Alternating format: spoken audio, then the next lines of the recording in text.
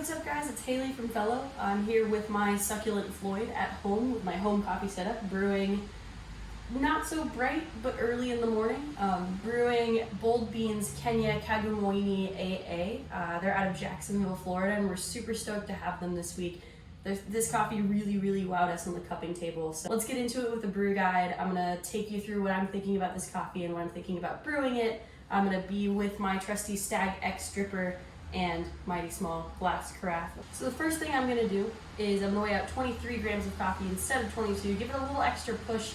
I was reading a lot of sweetness into this coffee that I think it would just benefit from a higher dose. I'm going to set my Ode to 2.2, and I just calibrated my Ode this morning, so if you haven't calibrated your Ode recently, I highly recommend doing so.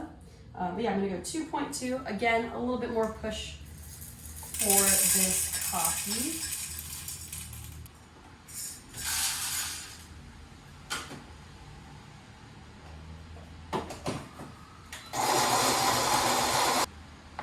Yeah, so you produce a nice medium fine grind, I'd say, with this setting.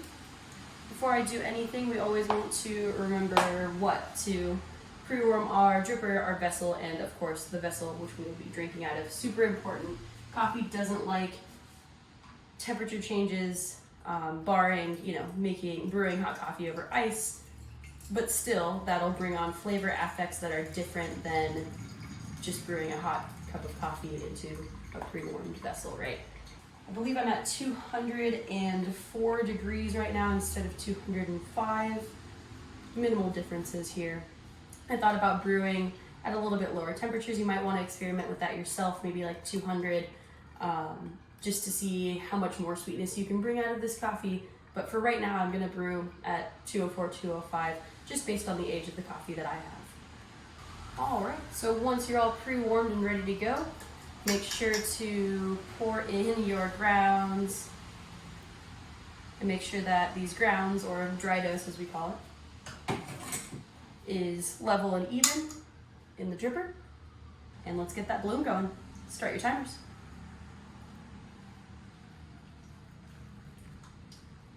All right, so about double the amount of water as dry dose you put in, right? And this coffee, wow, it's immediately so expressive, even though I've had this coffee for a little bit of time. It's still really pushing out. It's really outgassing right now. It very much expanded, really beautifully. It's just what I want to see in a bloom, honestly. Everything looks like it's soaking evenly. I'm gonna let it bloom. Probably 35 to 40 seconds was what I was doing. When this coffee was young, I was pushing more towards 36 seconds. Today I'm gonna bloom more at 40, just to pull a little more out of it. And of course, I'm making sure that I am going evenly out and in concentric circles, also making sure that I'm getting all the way up to the wavy inside of the wavy ridges on my X dripper, because again, coffee tends to hide in there, and if you don't get all the way in there, it makes for uneven extraction, plus the risk of channeling with the X dripper is very minimal. All right, second pour. So first pour was to 150 grams. We're gonna go up to 250 grams in the second pour. Great. Put my kettle, my Stagg EKG back on the base to have it heat back up to our 204 degrees. All right, we're heated back up. Don't want the bed of grounds to get dry ever. That, if it gets dry, then pouring more water just means more agitation, which could lead to over extraction if that happens frequently. And I'm stopping, of course, at 350 grams, which is 12 ounces of liquid. And yeah, now we wait for it to drip. We are at 2 minutes and 35 seconds, so this is coming about right on time. I estimate that we'll finish probably the way it's looking right around 310, 315. Still dripping nicely at the bottom. All right, and now we wait. All right, I was correct. We're right at 317, so it was pretty darn close. Ooh, yep. Fogged up my glasses, I'm too excited. Here we go with the pour. Early morning pour we're gonna do.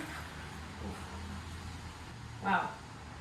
Immediately I get this like honeydew sweetness, like a round melony sweet smell. Walking into your mom's kitchen in the summertime and she's just cut open like a honeydew and a cantaloupe, and she's making fruit salad, but that's all coming out of this coffee. And just aromatics right now. Ooh, cantaloupe is coming out just throughout. There's like a honeydew, like a ripe honeydew round sweetness to it. Like it's just completely enveloping this like melon sweet orb of deliciousness. Got a slight pear situation happening, like really ripe pear, but without any of the pulpiness or any of the texture of pear, because it's got this like really fluffy mouthfeel also. Bordering on decadent, but without too much richness.